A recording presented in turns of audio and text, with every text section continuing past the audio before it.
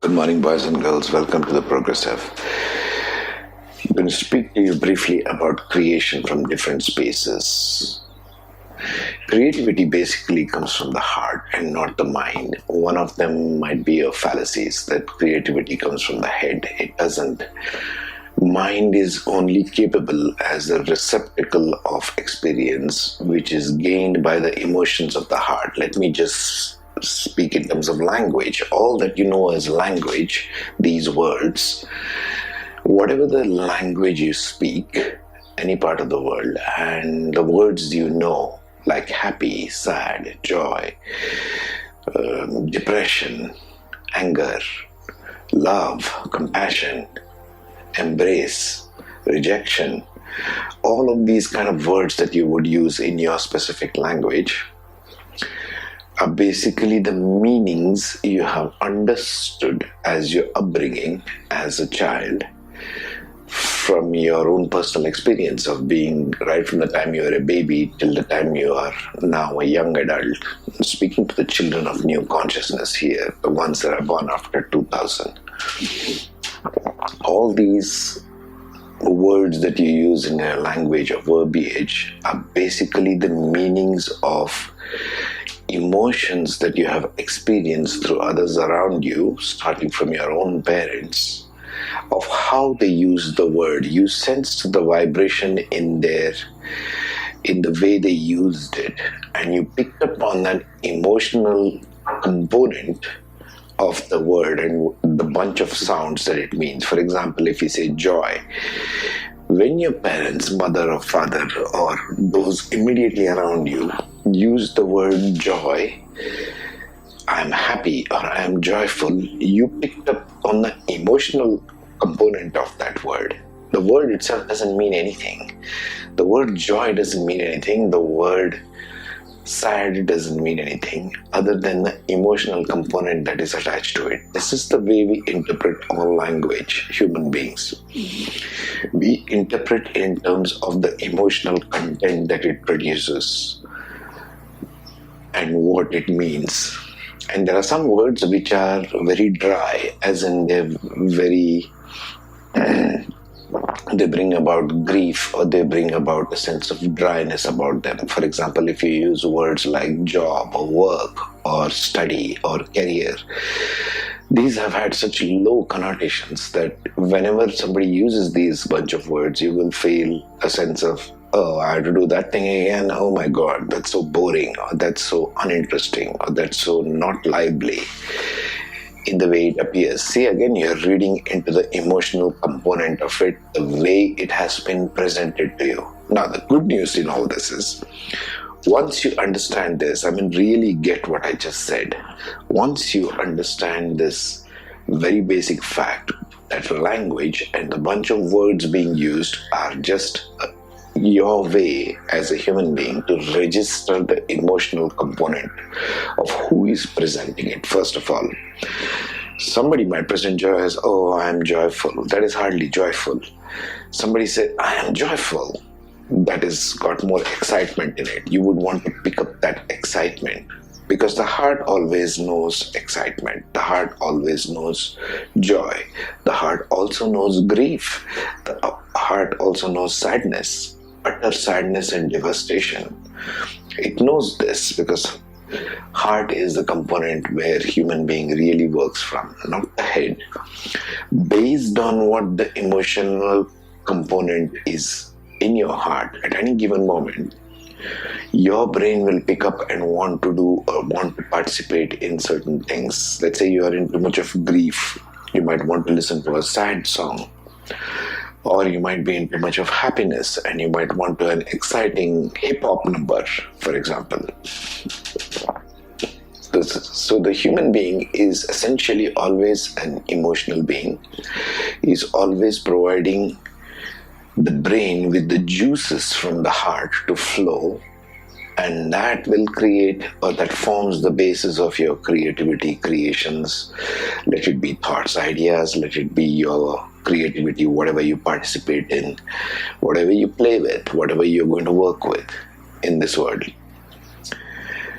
Understanding this is so vital, because Once you know the secret of this, as I have shared here, you will begin to understand language in a different way. You will begin to first interpret language as just a bunch of sounds, the meanings of which I have made in my own mind, because joy means different things to different people. Love means different things to different people. Love can be in any way. Love can be of plants and trees and flowers. Love can be of birds and animals. Love can be of the earth. Love can be of knowledge. Love can be of so many multi-dimensional aspects. You can be loving all of these things at different times, and more of one thing and less of the other. You see how multi-dimensional every emotion can get. All emotions that you have as a human being are very multi-dimensional, multi-layered. There are layers to these things. There are ways in which you can go. You are essentially a very free entity, a very free soul. Each one of you is a very, very free soul, and you can go in very different directions, free like a bird to float in the sky and drift in any direction you want to. That freedom of choice sometimes can be scary, because you think, I have so many options, I have so many things to do, or I don't have enough time, or I have too much time. The sense of time itself changes as you go into the heart energy, because the heart does not bother about time itself. It doesn't. The heart is not concerned with how much you are old or how much you are young or what the physical body can take or not take. It isn't concerned about any of this stuff. The heart only wants to feel and feel and feel. That's where you will come in. So, my beautiful children, you can think in terms of feeling. It's irony I put it that way. Think in terms of feeling. Think in terms of, if you want to create from grief, you can create from grief. Grief is a very beautiful emotion, by the way. There's nothing wrong with grief, because it takes you to your heart center. It makes you as powerfully feel as joy can. Remember, these are just variations or different colors of the rainbow. That's all it is. And you can create from any one of these spaces. Sometimes, as human beings, when we grieve, we need to grieve it fully. There's some aspect of the grief that you are wanting to grieve fully or get involved in freely. Dip yourself into the pool of grief and just feel it. Let the tears flow. Let your hair stand on end. You need to be all these things, because that's where your real heart center lies. And the brain will want you to run away from it. Say, no, let's not go to the emotional component. Let's not get too emotional. No, get too emotional. That's what I urge you to do. You don't want to be stuck in the world of dry ideas. The brain is a very dry thing. It's just a receiving instrument of whatever inspired energy comes from your heart. Heart is where the inspiration is. Brain is just the receiving vessel of it. You can translate the emotions into any number of things. This is how great works are made. This is how great works of art are made. Great poetry is written. Great scientific discoveries are made. Everything great that has come out of an ordinary human being, they are just as ordinary as you are, every single one of them. All the so-called greats in human history are just the ones that decided to let their heart run away with their emotion and let their brain be feeding off from the heart's emotion.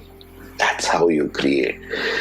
It's one of the secrets of creativity I wanted to share to you about.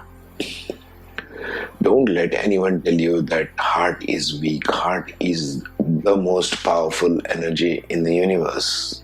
And the human being, as the creator gods that you all are, each one of you, you can use this power.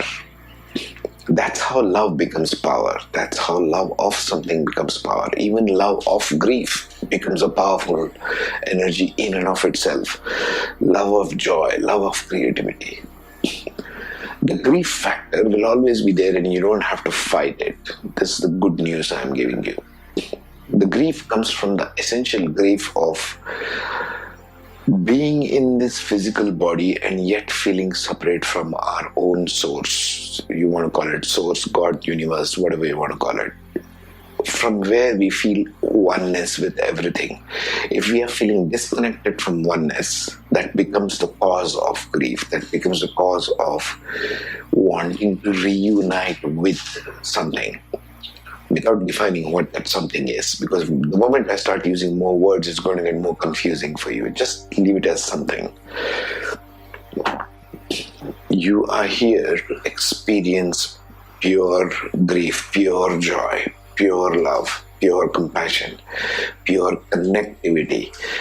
Connectivity with something is what you're looking for. So even in the periods of grief in your life, which will come and go, these are all things which come and go. It's like the breeze, it's like the wind, it comes and goes. It's like the seasons, they come and go. It's like the day and night. It happens every single day. Sun rises and sun sets, moon rises and moon sets. These are all cycles of life. Don't try to fight this. It'll be stupid for you to do that. Don't try to fight such things.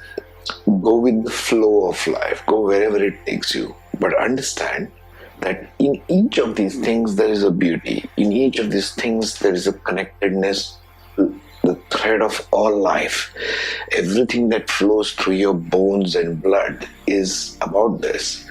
Whatever you are creating and whatever you will create or experience every hour and minute of the day will be in these very mysterious paths that you will choose in life. It may be a long-term path, it may be a daily goal, it may be any one of these things. But the emotional component is the juice of creativity where you will enjoy your life more from. You will feel more present. Even in esoteric terms, it is said that the Kundalini energy or the life force energy that is there in our spine, in every single one, from the navel center, if it has to go to the heart center, it has to pass through a void. This void, which it has to pass through, has got no direction. To pass through the void is like going through a place which has no GPS, which has no map. You don't know how it will go. That's the great mysterious universe. That's the great mystery of life. It doesn't have a fixed path to anything.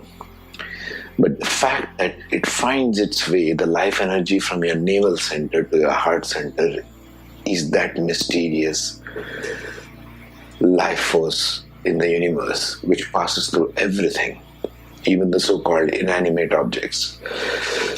So I want you to drink in from this energy. I want you to drink in this particular podcast. Reflect deeply on it. You can create from the heart center only. And that heart feeds your mind, feeds your brain. And again, if you want to use the astrological perspective, then you can also understand that how you will translate it, how you will translate the heart emotion is dependent upon the 12 types of ascendants. Different ascendants will translate it in different ways. So these 12 different kind of people will translate in 12 different ways. You might have seen this in your friends. The same song is played and your 12 different friends have got different ways of interpreting that same energy. And that's the beauty of it. That's the aspect that we know of, which says variety is everything in life. We are beautiful with variety. This variety is what gives the richness of life, as you know very well. So take this and use this in your creativity, because we are here to create. There's a creator inside you. There's a creator God inside you. This God force wants to shine through your human body, through all the faculties that you have. Don't try to go too much maybe into esoterics if you're not too interested in it, but use this idea which I have shared with you for explosion of joy and creativity. Let that grief explode into joy. Let that joy explode into grief. It can go in any other way. It doesn't matter. What you're doing is just filling your heart center, your heart energy, which is the most powerful mover and shaker in this universe. Just feel everything. Feel and go with, let that become your nectar of life. Let that become your feeding point. You drink from it, you eat from it, you dance and sing in it. That's the heart energy. I'll leave you with this energy for now, and tomorrow I shall catch you up with something else. Take care, be safe, be awesome. Wherever you are, be awesome. Bye bye.